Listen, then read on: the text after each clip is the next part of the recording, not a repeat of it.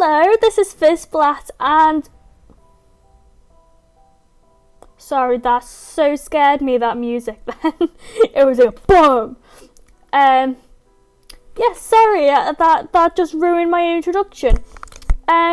This is Fizsplat and welcome to my channel. Welcome back to this Detective Butler Maiden Voyage murder. I haven't played this in a while. Since probably when it is uploaded, it will only be like a week since the last episode.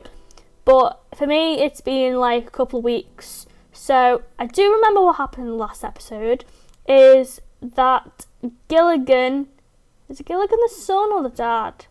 No, it was Gilligan the son. Gilligan's father died, and I remember being really shocked because I think at the beginning of the last episode I was like, I think it's going to be him because I had a feeling about it, and it ended up being him. So I think now is where the detective stuff is going to work, and this is where Detective Butler is going to get in. He's going to get involved, and he's going to be with Gilligan and all the other people on the ship, and they're going to be able to solve this murder. Stop music. I don't know how long it's going to be. I really don't know. I'm just going to make this a little bigger. Yeah, that's better. So I don't know how long this is going to be. I absolutely have no idea. We'll just see how it goes. So I think we're on episode 5? Episode 5 or 6, I think. I can't really remember. Okay, let's get back into it. Okie dokie. He's dead. Oh no, this is Gilligan. He's dead. He's really dead. As this realisation sinks into my mind, Captain Jack and his bodyguards arrive on the scene. Even the infirmary's nurse has rushed into the elevator to check my father's corpse. Cecilia had called them there the moment we discovered the body. I can only wonder how much time it took them to get there though. I've been frozen on the floor since. Apparently, after having the nurse and his bodyguards investigate the corpse, they declared my father's death a murder. Dun dun dun! Ta-da! Please, everyone, remain calm. He looks like he killed someone. This is a crime scene, so I'll need to close the elevator off until the police get here. I'll dock the ship as soon as possible too. What the hell happened to him? Oh, she's crying. I want to know what happened. Calm down, Eliza. We'll figure everything out. It just takes time. Don't worry. Don't worry. Don't worry. Don't worry.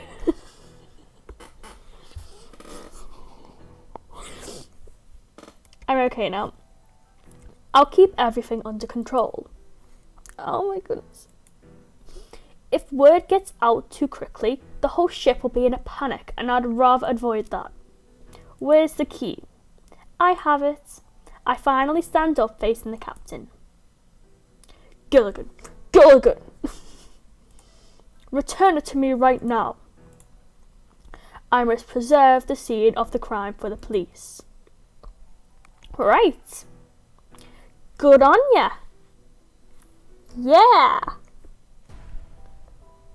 This music is really scary as well. So. I return the key to its rightful owner, the captain of the ship. Jack releases the emergency button, allowing both doors to close.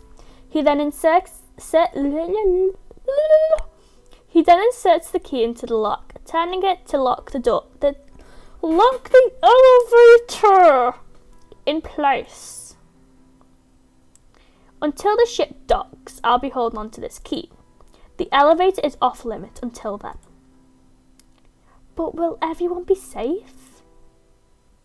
I'll have my guards patrol every deck. Rest assured they'll take care of everything. The one who had the elevator key, whoever had that key last, did they kill my father? It may be too early to start pointing fingers. I want to find out who did this. First my mother, now my father. There's no one left.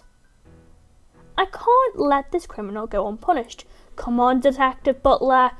Come on, I can feel like your presence will be here now. Where are you? I'm going to find the culprit no matter what. You've gone through more than you should have to, Gilligan. I'm really sorry. Damn it! Why? Why did he have to die? I feel so stupid right now. In a rush, I try to pull open the door to my room, but it's locked, and I still don't have my own key. See, this is what happens when I don't have my own key. I can't get into my room. I can't save my dad. What else am I meant to do? What? Me, Gilligan, can't do anything because I can't even get into my own room in this ship. So, what is that about? Cecilia, the door! Please! Here. I fall face flat. I fall face flat. I fall face first onto the mattress of my bed, burying my face inside a pillow.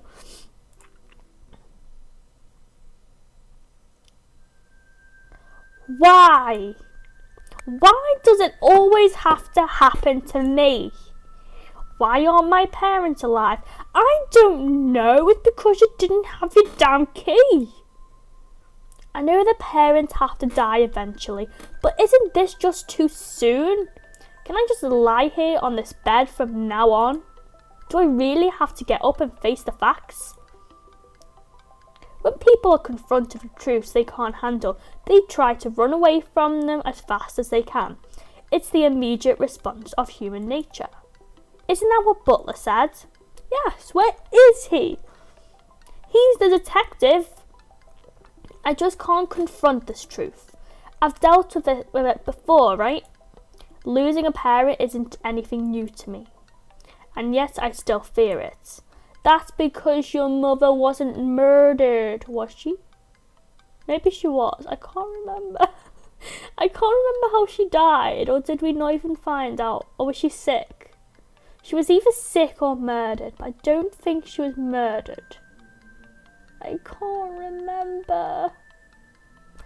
I don't think anyone would object to saying it's difficult to lose someone close to you. But while it's one thing to agree with that thought process, it's another to actually admit you've gone through it. Truth or happiness? I can't have both. How happy would I be to just lie here and not have to face this truth? But that isn't how life works. That is so true. Life is a box of chocolate. You never know what you're gonna get. Forrest Gump, he's very wisdomous. Facing the truth is necessary. Isn't that what Butler said? Yeah, Butler is so wisdomous. He knows everything. I sit up. I wipe off the tears from my face. What do I do now? This isn't a cruise or vacation anymore. It's become something entirely different. And I have to accept this for what it is. It's a call to action to find the killer. Ow! I'm gonna do this! Fight the killer! Yes! Not fight the killer, don't kill the killer. Find the killer and put him behind bars. Yeah, that's how it works, right? Right. Perhaps. That's a word, perhaps, apparently. In my vocabulary today. Perhaps if my father had died in a less suspicious manner, I wouldn't be so quick to call it that. However, the way this corpse was found in the elevator, along with the careful placement of the keys in both my room that I can't even get into, well, I can now, but couldn't when he was missing, and the elevator itself, there's no doubt that he was murdered, and that the culprit wanted me to find his corpse. Ooh, that's interesting. That the killer wanted to find my corpse. Not my corpse, my father's corpse. I'm not dead, you see. More than anything, I wanted to know why he had to die. As for how it happened, I'm not sure at all, and I don't really care too much either. Yeah, that's a good idea. Someone is a knock on the door. I sit up, again, walk to the door, and look through the small peephole. It's Cecilia! Cecilia! Hello! You cute little face! What was that?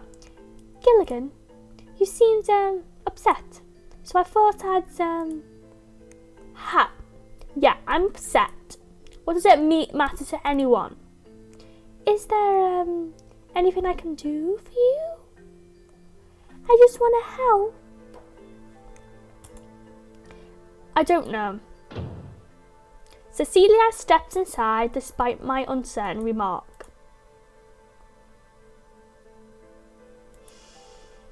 It is almost as if she doesn't know what to say. Well, no, it's as if she does know what to say but doesn't know how to say it. What are we supposed to do now? What am I supposed to do now? What is it that you want to do? If I could, I'd just forget that this ever happens. But because I know that won't be possible, there's only one thing left I can do. I have to find out who killed him. And why. So in other words, you want closure. That might be a better way of putting it. Not only closure for what happened just now, but the past 10 years too. Having that closure to be the murder of my father isn't exactly what I had in mind. I may have said that I thought I'd never get along well with him again, but that was just a lie. In the back of my mind, I did want things to get better between us. I'd hoped that my teenage rebellion would do the trick, but I guess that just doesn't work on some people. Everything I disliked about him. Nah, the only things I disliked about him were things that were related to the company. GG Inc. I even blamed him for my mum's death. Even if he had become someone I hardly considered my own father, he still considered me his son. And so he did his best to make sure things wouldn't go wrong for me, like they did for him.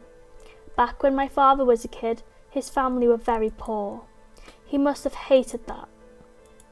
He must have hated it so much he thought he'd spare me that terrible lifestyle by working hard himself.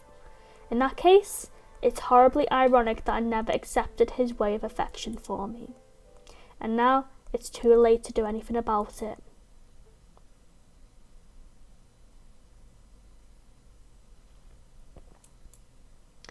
I'm really sorry that I couldn't be of much help. It's fine, I'm used to it by now. I'll just have to dig deeper around here to find out the truth. Dig deeper? What do you mean by that? There are a few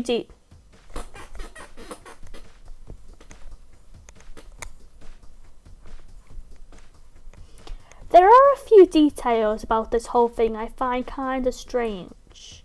Take, for instance, the elevator key we found earlier, right here in this room. how exactly was it placed here and why?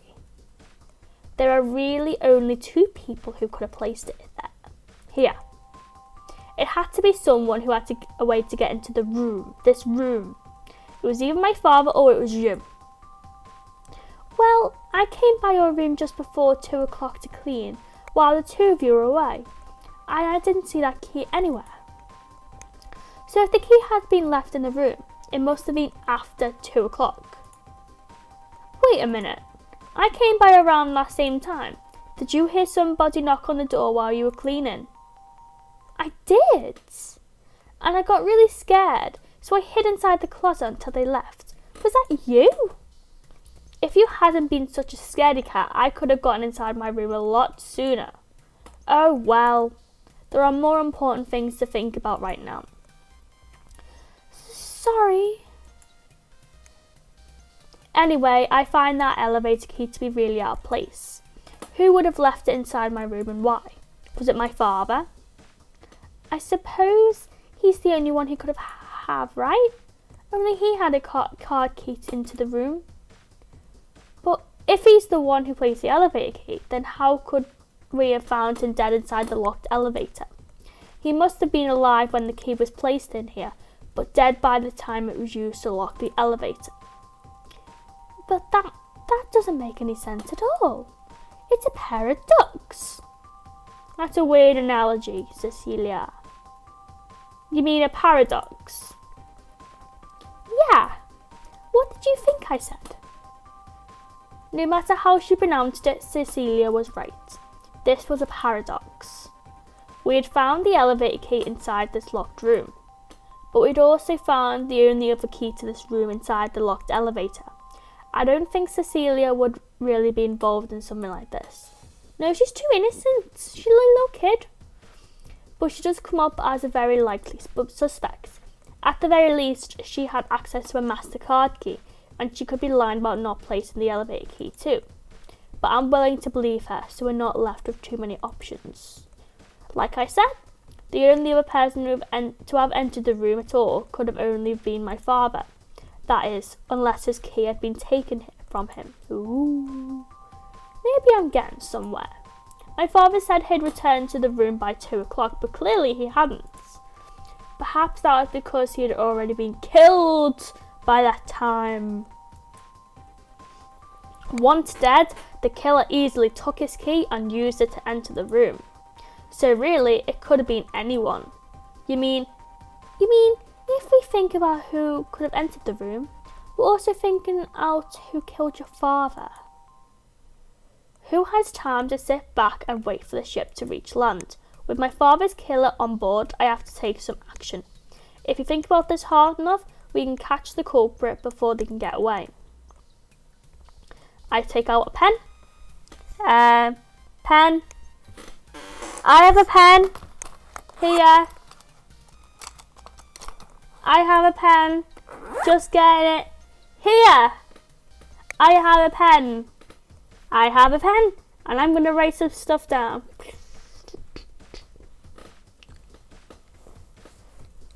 Right.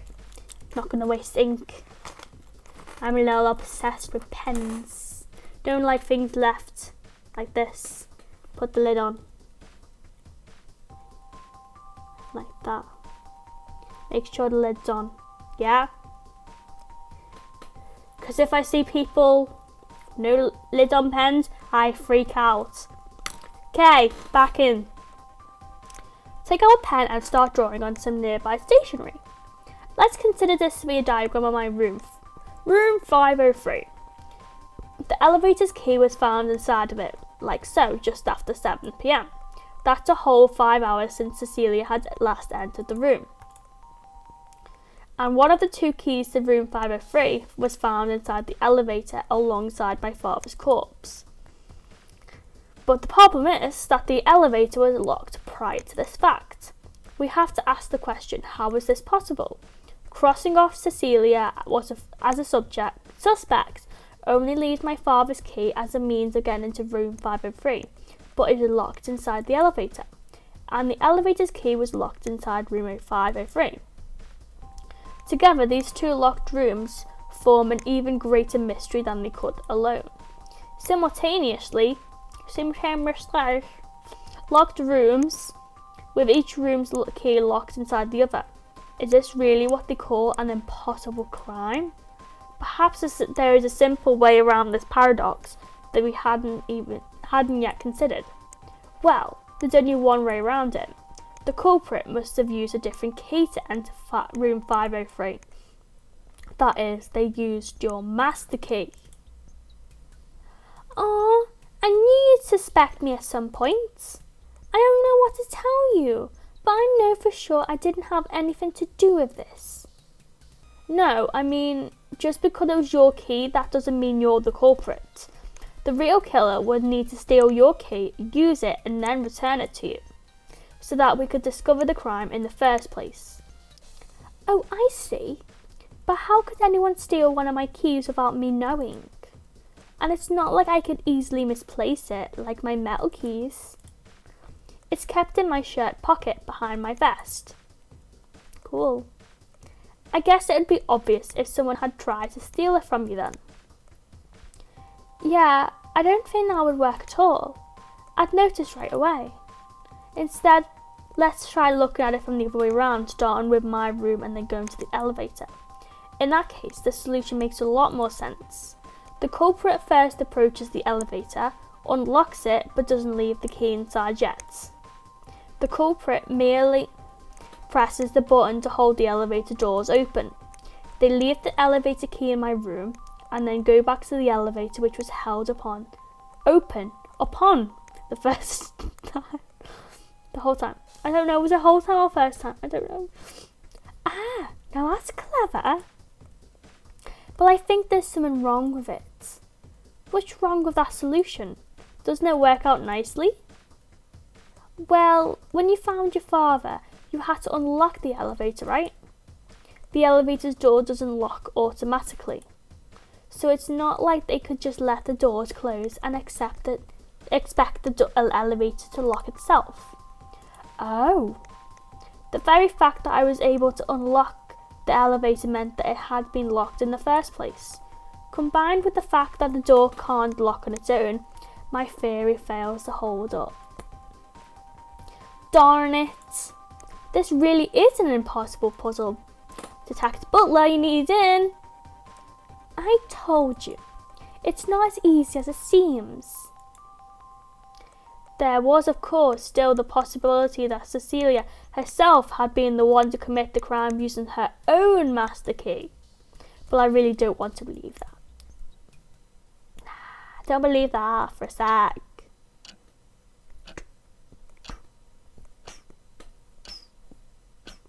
Deciding that we've done enough theorising for now, Cecilia and I leave the room. We find everyone is still gathered around the elevator door in the hallway. So what did I miss? The nurse checked the body. We have no choice but to wait for the police to investigate themselves. We also talked about the irregular placement of those keys. If you think about it, you'll realise it's a paradox. That's what we said! Yeah, we thought about that too, but we couldn't think of any ways to make sense of it.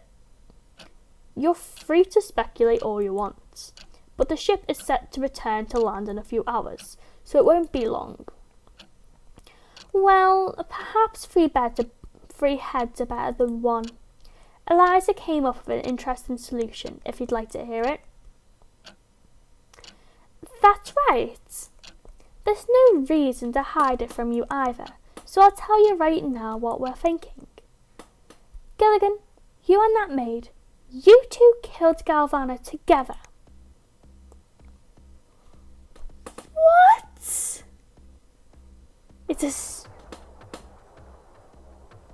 What? I, Gilligan, killed my own father? I killed my own father. Is this true? Is this true? I can't believe it. I killed my own father. What am I going to do? Am I going to go to prison? No, I can't have killed my own father. I didn't even have a card key to get into my own room. How is this possible? We'll find out.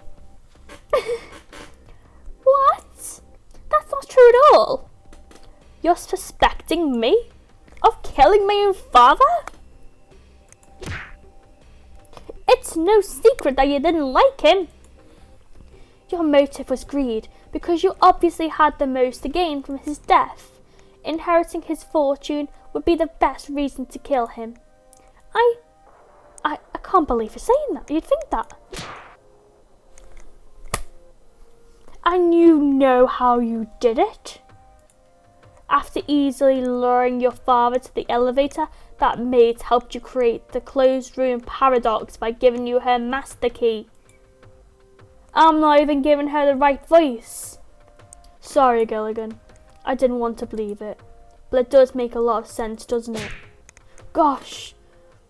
That's right. Gilligan, you have the means, motive and opportunity. No. I was thinking no, and then he said no. I don't know how to prove it to you, but you just have to take my word that I didn't kill him. Your word means nothing. It's your actions that matter. Jeez, what a loudmouth. That stupidity being spewed out here is giving me brain damage. Yay! Told you he was coming up. Standing atop the stairs leading to the 4th deck was Detective Butler. Ah! Sorry about that. Butler! The one and only. Just got back from the infirmary and boy does my head hurt. Remind me never to get vodka here again. Butler? Oh right, aren't you our reporter guy from yesterday? Yeah, I'm that reporter guy.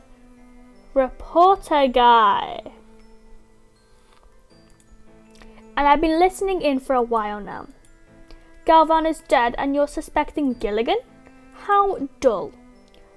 Dull? I didn't kill him. Isn't there some way to prove it? I know you didn't kill him, Gilligan. You're just not bright enough to carry out a murder. Especially if Cecilia's the accomplice. What a joke that'd be. Hey! And second, I don't think you're a liar. You might not be the brightest guy, and you might not have gotten along with your dad, but at least you're honest about it. And that's a good thing. Where's the evidence that proves that Gilligan didn't do it? Where's the evidence that proves he did? It's a little something called burden of proof. I hadn't really thought of any. Exactly. Just having the means, motive and a chance to kill doesn't make a person a culprit. You need to use your head a bit before accusing people. Everyone here is as likely a suspect. You shouldn't single out poor Gilligan just because he happened to be a good scapegoat. I suppose so. Sorry for jumping the gun. Think about it. The easiest way to prove Gilligan's not the culprit is to find the real one. You can prove a negative, but only by disproving the positive.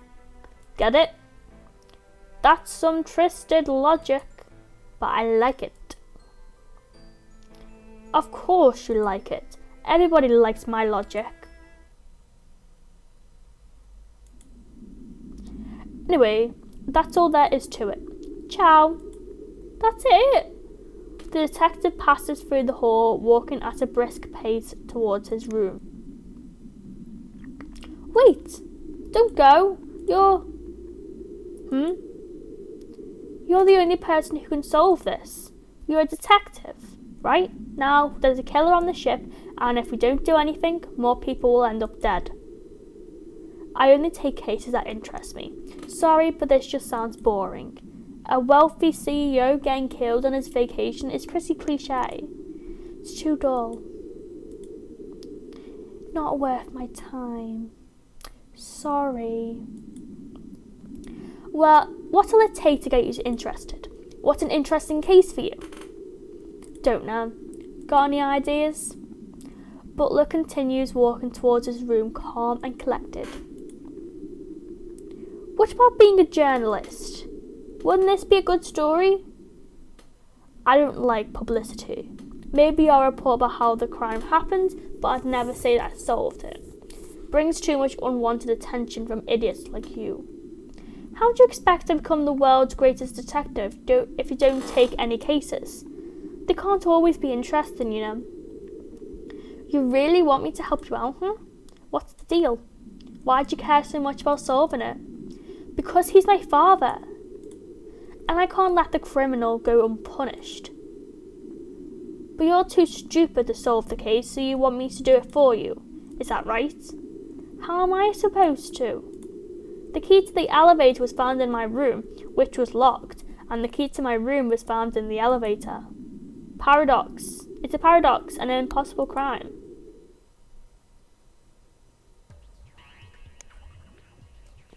Impossible, you say? Nothing's impossible for me to solve. This case might be interesting after all. I don't solve crimes for fame or publicity. It's about staving off boredom. Like playing a game. A game? Is this a game to you? Yes. When people are bored, they play games. For me, I solve mysteries. That's my kind of game. And if I think a game is boring, then there's no point in playing it. But this impossible crime is a puzzle. So you're drawn to the puzzle, huh?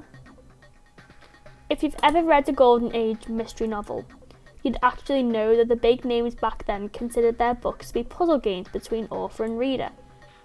It's like that, except I don't care whether the mystery is written on paper or not. Even if the author I'm up against is God himself, I'll accept their challenge in a heartbeat. Oi, Captain, tell me where you keep that elevator key. Answer me this time. You're demanding, aren't you? It's a special key, so usually it rests upon my own keyring. However, something happened last night. There's a rule among the employees stating that they must turn in their keyring at the end of each day before sleeping. I received a knock on my door just after 2 a.m. and standing outside was Cecilia. The bar had been closed down and she was ready to turn in her keyring. However, she claimed it had gone missing and began to cry. I scolded her, punishing the clumsy maid with one simple task. I was willing to lend her my own keyring as a replacement. I wouldn't need one tomorrow anyway. Hence, Cecilia was given the key to the haunted elevator. Just to clarify, Jack, what keys are typically on those keyrings? There are not too many. Their personal cabin key, as well as keys to the engine room, laundry room, storage room, boiler room, and the captain's room on the 6th deck. And that's the same for every employee's ring, including yours, except there's only one elevator key. That's right. That's right. That right, Cecilia? Jack's not telling me a bunch of bunk. That's right. It's embarrassing to admit, but he gave me a replacement keyring last night, and those are all the keys that our keyrings typically hold. Very good then. Butler tries to open the elevator by pressing the button, but nothing happens. Is it locked? Yes, I locked it just moments ago, to preserve the crime scene until the police get here. Mind if I take a look? I promise I'll be careful. I'm keeping the crime scene intact until the authorities get here. The authorities. Wise decision. But you know, I am an authority. News reporter extraordinaire and also detective. You have no reason to refuse me a look at the scene. You mean you want a first-hand look at the scene to write about for the newspaper? I suppose that's fair enough, but only once. Convinced by Detective Butler's so-called reporter's authority, Jack unlocks the elevator door and Butler presses the button again.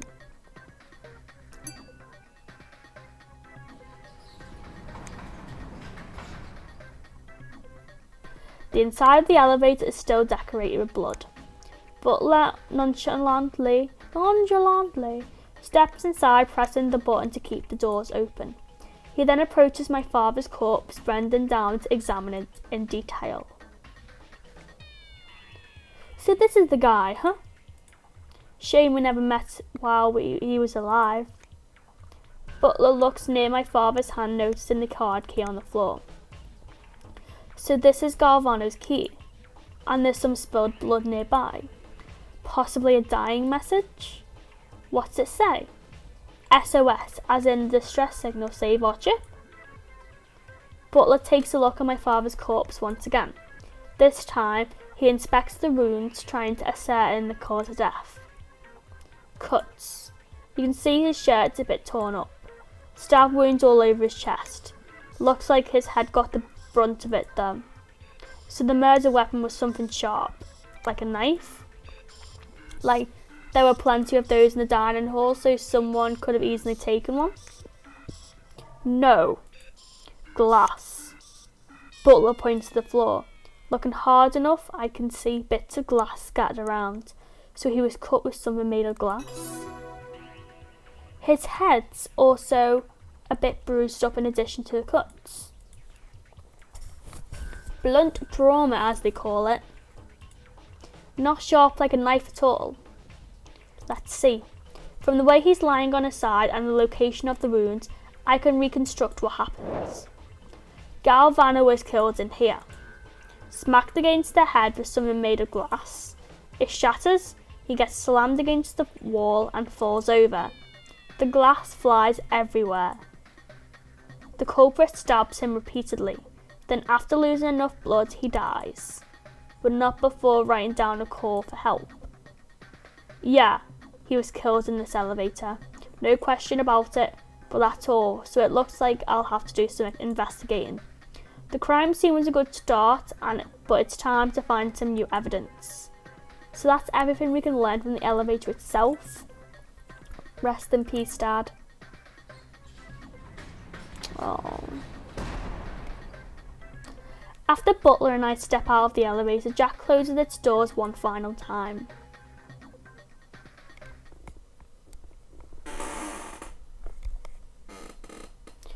Okay, we finished chapter 5. Ooh. Okay.